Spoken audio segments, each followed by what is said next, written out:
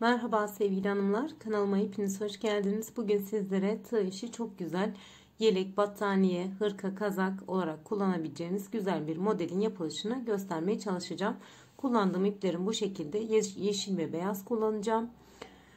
Eğer kanalıma abone değilseniz kanalıma abone olmayı unutmayınız. Ayrıca sevilinhobileri.com web sitemi ziyaret edebilirsiniz. Hemen modelimizin yapılışıyla başlayalım. Beyaz ipimizle başlıyoruz. Modelin yapımı için öncelikle bir miktar zincir hazırlıyoruz. Zincirlerimizi çok sıkı değil, çok da böyle gevşek olmayacak şekilde bir miktar zincir hazırlıyoruz. Modelimizi yapabilmek için. Modelimizin yapımı gerçekten çok kolay. Bunu isterseniz tunus tığısı ile de yapabilirsiniz. Evde tunus tığınız yoksa bu şekilde bir tığ ile bu modeli yapabilirsiniz. Bir miktar daha çekelim. Modeli gösterecek kadar olması bizim için yeterli olur.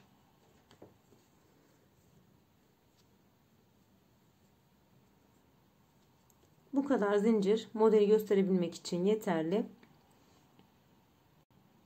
Bu yapmış olduğumuz zincirlerin üzerine öncelikle bir sıra sık iğne gidiyoruz. Bütün zincirlere batarak sık iğne yapıyorum bu şekilde.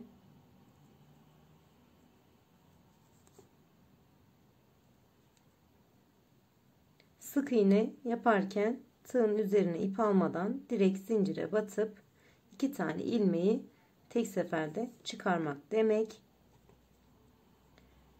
Bu şekilde bütün zincirlerimizin üzerine sık iğne ile kapatalım. Sizler bu zincir ölçüsünü kullanacağınız yere göre ayarlayabilirsiniz. Modelin yapımı gerçekten çok kolay. Herkesin rahatlıkla yapabileceği bir model. Hatta yeni öğrenen arkadaşlarımız bile çok rahat bu modeli yapabilir. Ben bu zinciri şimdi tamamlayayım. Öyle devam edelim. Zincirin sonuna kadar geldim. Öncelikle buraya bir tane zincir çekiyorum ve modelimi çevirdim.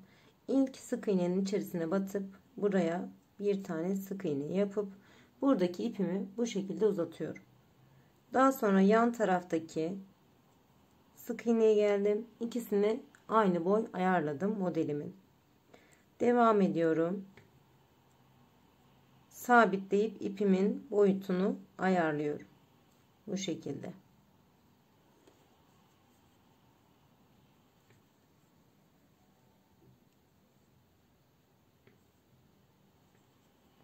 Bir miktar yaptıktan sonra tığınıza sığmayacaktır. Onu da sizlere göstereyim. O aşamada ne yapmanız gerekiyor? İlla ki tunus tığ olmasına gerek yok bu modelin yapımı için. Burada önemli olan boyutlarını aynı ayarlayabilmek. Tığdan çıkarıyorum. Son 2 tanesini alarak tekrar kaldığım yerden devam ediyorum.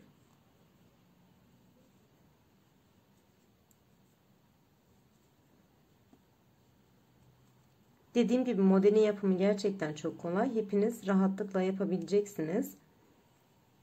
Sizlerden ricam videomu beğenip paylaşarak, abone olarak bana destek olmayı unutmayınız. Bakın yine tığım doldu. Çıkardım. Son 2 tanesini alarak yine sıra sonuna kadar aynı şekilde devam ediyorum.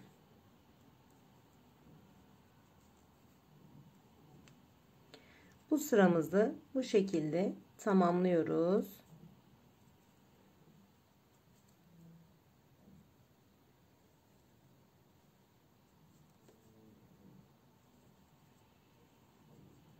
Yine tığım doldu. Son 2 tanesini alarak devam edeceğim. Videoyu kesmeden devam etmek istiyorum.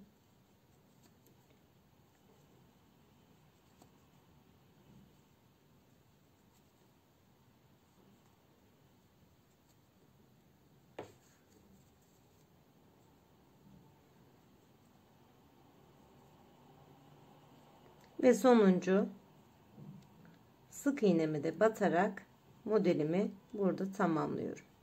Son bir tanesini bu şekilde aldım. Buraya örümcek yapıyorum ve modelimi çeviriyorum. Daha sonra buradaki modelime bu şekilde batarak sık iğne ile kapatıyorum. Sizler bu modeli Alize Diva iplerle de çalışabilirsiniz. Bu ipimizin biraz daha katları ayrılabiliyor yaparken. Daha düzgün olması için Alize Diva iplerle çalışacağız.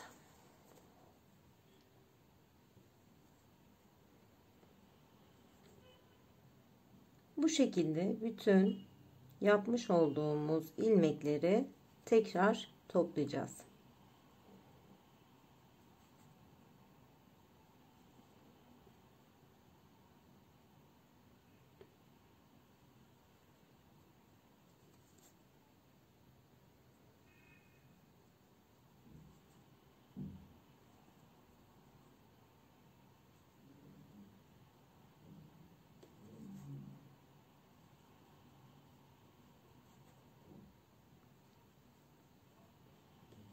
Bu modelde önemli olan şey hepsini aynı ayarda yapabilmek. Bunun için bir pipet ya da cetvel kullanabilirsiniz. Ben bu şekilde tığ ile yaptım. Bir sonraki videolarda yine pipetle nasıl yapılır onu da sizlere göstermeye çalışacağım. Sıra bitene kadar devam edelim. Az bir yerimiz kaldı. Daha sonra renk değişimi yapacağız.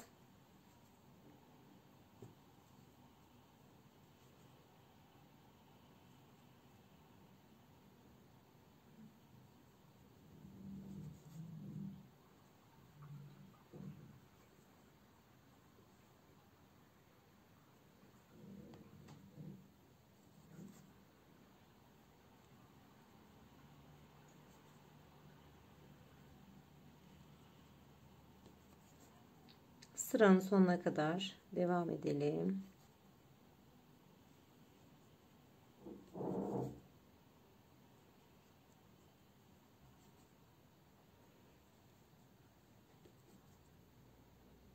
Sonuncu ilmeğimizi de alarak burayı tamamlıyoruz. Bakın modelimizi şöyle bir göstereyim sizlere. Şimdi yeşil ipimizle devam ediyoruz. Evet, yeşil ipimi hazırladım. Öncelikle burayı bir zincirle sabitliyoruz. Daha sonra ilk sık iğnenin içerisine batarak tekrar buraya bir sık iğne yapıyorum ve ilmeğimi yine bu şekilde uzatıyorum. Diğer ikincisinden devam ediyorum. Dibine düğümlüyorum. İlmek almaya bu şekilde devam ediyorum.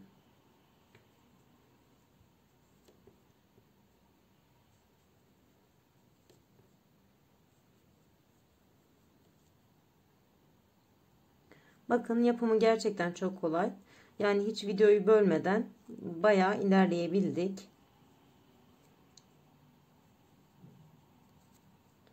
Bu şekilde sizler de çok güzel örgüler yapabilirsiniz. Yine tığım doldu. İlmeğimi çıkardım. Hatta şöyle son iki tane ilmeğimi alayım. Eşit olması için.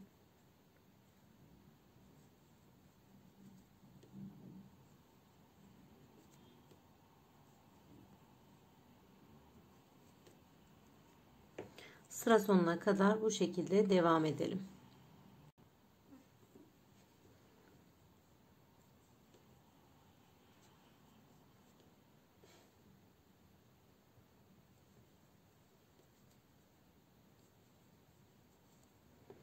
Belli bir zaman sonra zaten bu ilmekleri bu şekilde yapmaya eliniz alışacaktır.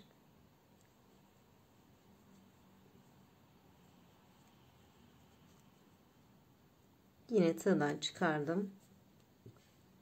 Bakın modelim bu şekilde oldu. Yine son iki tanesini alarak sıramı tamamlayacağım. Bundan sonraki işlem yine aynı devam edecek. İster tek renk bu modeli çalışabilirsiniz. İsterseniz de bu şekilde iki renk çalışabilirsiniz.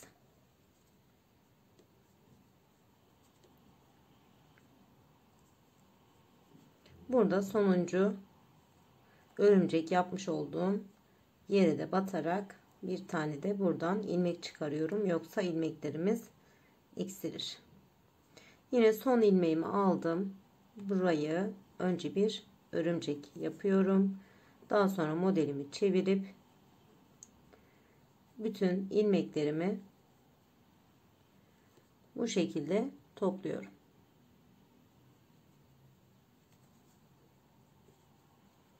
Biraz devam edelim. Modelin iki sırada nasıl olduğunu sizlere göstereyim. Videomuzu sonlandıralım.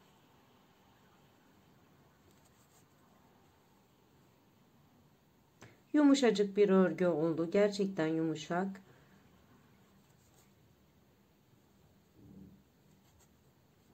Bakın modelimiz de belirgin olmaya başladı. Videomuz bu şekilde, modelimiz bu şekilde devam ediyor. Beni tercih ettiğiniz için hepinize teşekkür ederim. Bir sonraki videolarda görüşmek üzere. Hoşça kalın.